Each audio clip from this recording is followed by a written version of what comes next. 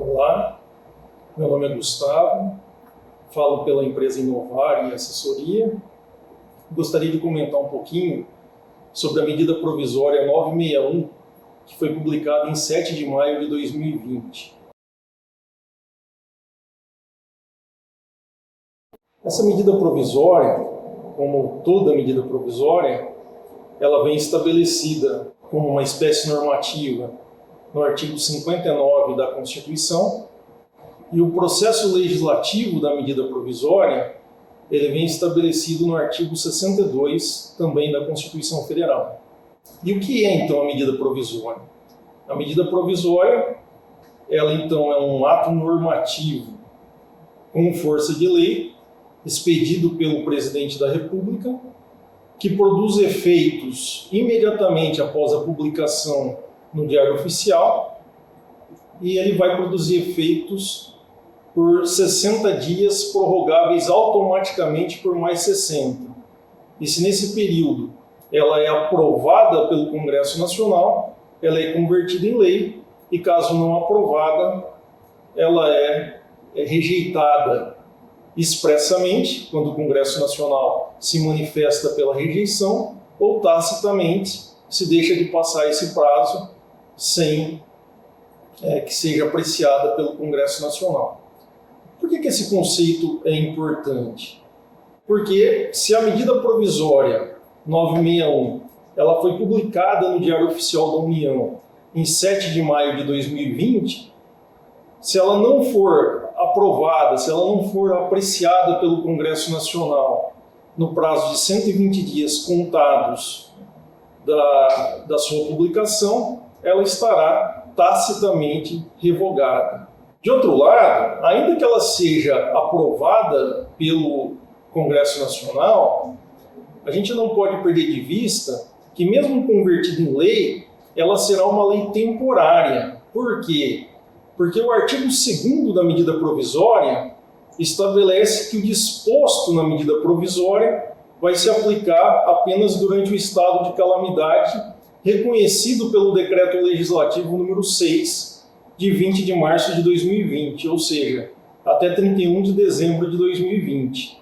Então, veja que, mesmo convertida em lei, essa medida provisória vai estabelecer uma lei temporária, porque ela vai regular os atos praticados pela administração apenas por um lapso de tempo pré-determinado até 31 de dezembro de 2020. E aí surge uma questão interessante. As disposições da medida provisória 961, elas se aplicam apenas às contratações necessárias para o combate do coronavírus, ou seriam disposições que se aplicam de forma mais geral? E o entendimento que tem prevalecido é que ela se aplica para as contratações, para as aquisições em geral da administração. Primeiro porque ela não restringe a sua aplicação apenas para aquelas contratações específicas para o combate ao coronavírus. Depois porque já existe uma lei, a Lei 13.979, também de 2020, que estabelece as regras para essas contratações específicas sem estabelecer limites de valores para tanto.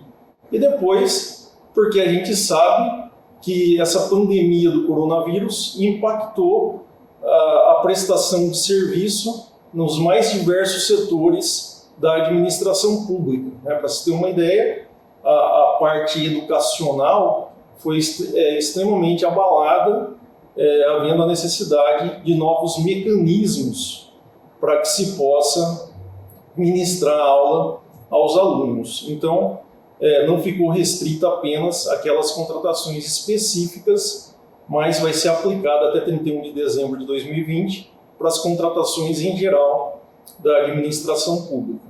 Quais são as disposições dessa medida provisória 961?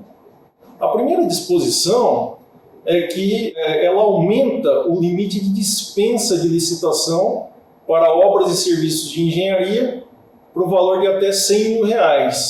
E para outros serviços e para as compras, até R$50 mil. E aqui então a gente tem que observar que se as disposições dessa medida provisória, mesmo uma vez convertida em lei, só serão aplicadas até 31 de dezembro de 2020, as disposições anteriores, que a gente sabe que o valor para obras e serviços de engenharia, de dispensa de licitação por pequeno valor, era até de R$ 33 mil, e para outros serviços e compras até 17.600, eles vão voltar a prevalecer após 31 de dezembro de 2020. Mas até 31 de dezembro de 2020, aplicam-se esses valores estabelecidos na medida provisória 961, desde que, lógico, essa medida provisória seja aprovada e convertida em lei pelo Congresso Nacional.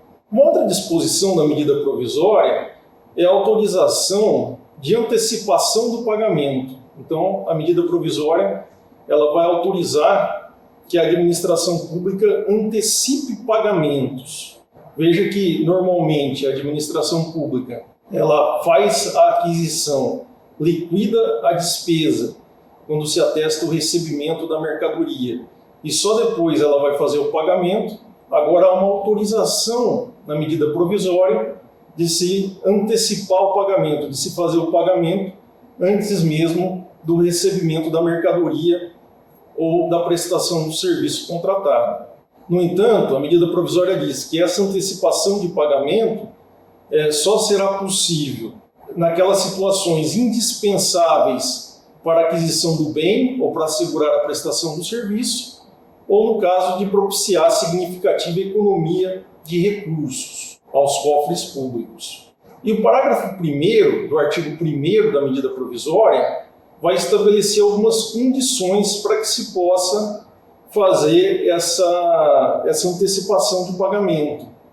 Então, é bom a gente se atentar para o verbo aqui do parágrafo 1º do artigo 1º da medida provisória, que deverá. Então, nesse caso, há uma vinculação ao cumprimento desses requisitos aqui estabelecidos para que se possa fazer a antecipação de pagamento.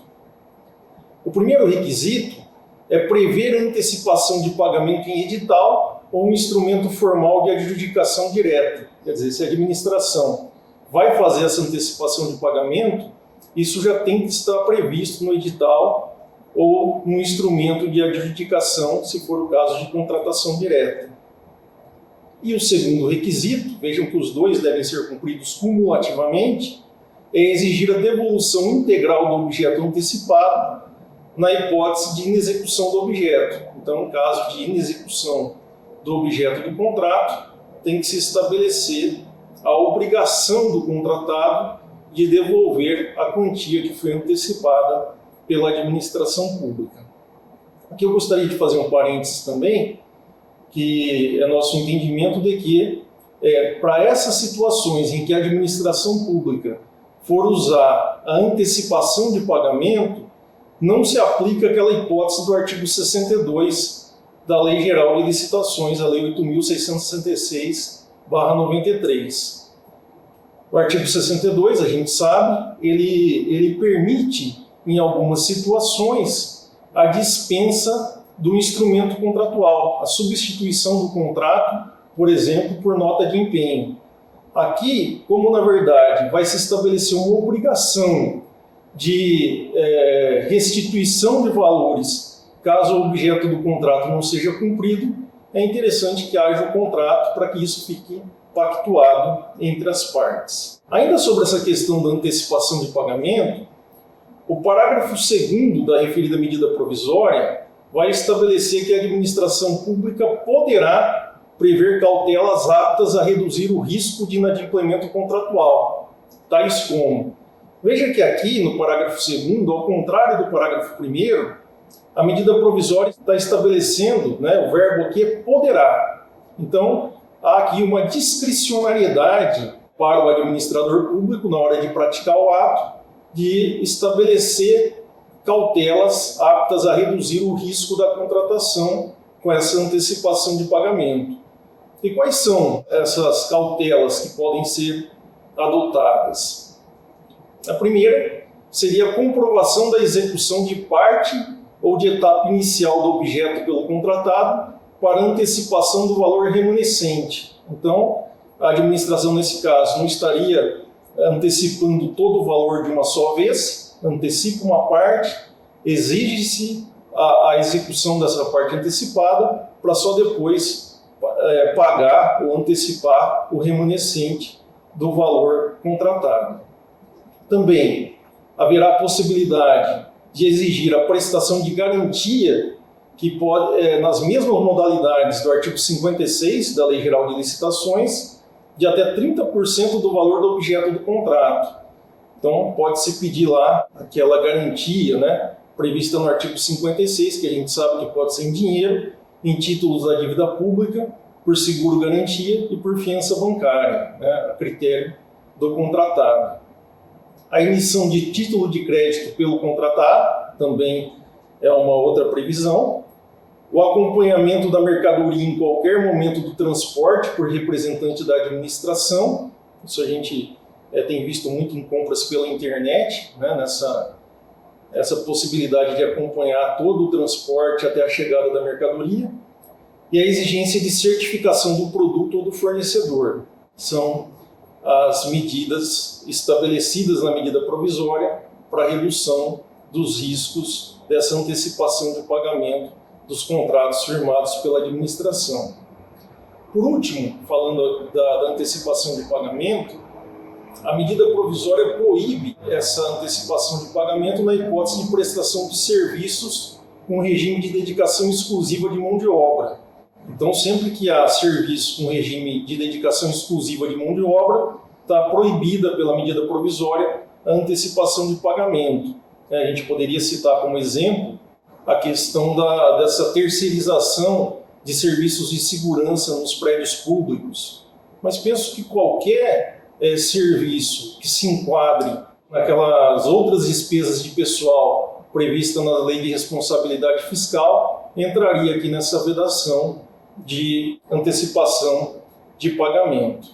A última previsão da medida provisória é que ela amplia a aplicação do regime diferenciado de contratações públicas, de que trata a Lei 12.462, para licitações e contratações de quaisquer obras, serviços, compras, alienações e locações.